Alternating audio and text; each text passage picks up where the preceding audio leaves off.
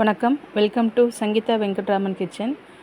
இன்றைக்கி நம்ம ஒரு ஹெல்த்தியான ரொம்ப டேஸ்டியான வரகரிசி பொங்கல் எப்படி செய்யுதுன்னு பார்க்க போகிறோம்.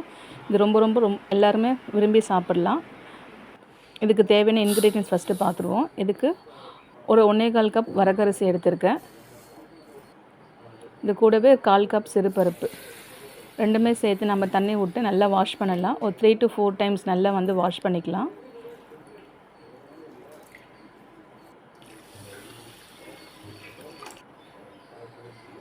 வாஷ் பண்ணிவிட்டு இதை நம்ம இப்போ குக்கரில் சேர்த்துக்க போகிறோம். இப்போ நார்மலாக நம்ம பச்சரிசி பொங்கல் செய்யும்போது 1 கப்புக்கு 4 கப் தண்ணி ஊற்றுவோம். அதே மெஷர்மெண்ட் தான். 1.25 கப் எடுத்திருக்கோம். ஸோ நம்ம மொத்தமாக 5 கப் இதை மெஷர்மெண்ட் பண்ணோம் இல்லையா? ஸோ அதிலே 5 கப் தண்ணி ஊற்றி குக்கரில் போட போகிறோம்.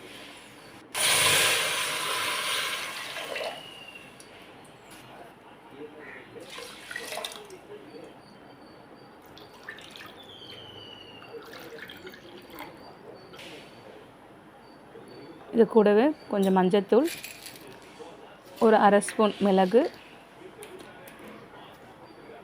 கொஞ்சமாக பெருங்காயத்தூள், இந்த டிஷ்ஷுக்கு தேவையான அளவு உப்பு எல்லாமே சேர்த்துட்டு குக்கரை நம்ம மூடிடலாம். ஒரு 2 விசில் விட்டு நம்ம ஆஃப் பண்ணிடலாம்.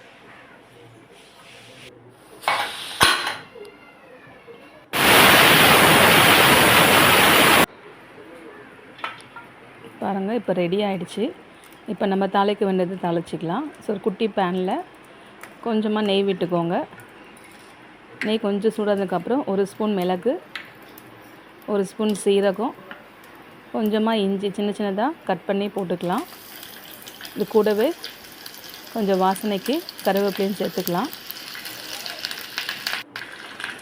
நல்லா பொரிஞ்சதுக்கப்புறம் இதை எடுத்து பொங்கலில் கொட்டி நம்ம கிளறி எடுத்தால் வரகரிசி பொங்கல் ரொம்ப டேஸ்டியான ஹெல்த்தியான வரகரிசி பொங்கல் ரெடி ஆகிடுச்சு. கண்டிப்பாக எல்லோரும் விரும்பி சாப்பிட்லாம். நீங்களும் வீட்டில் ட்ரை பண்ணி பாருங்கள். ரொம்ப டேஸ்ட்டாகவும் இருக்கும்.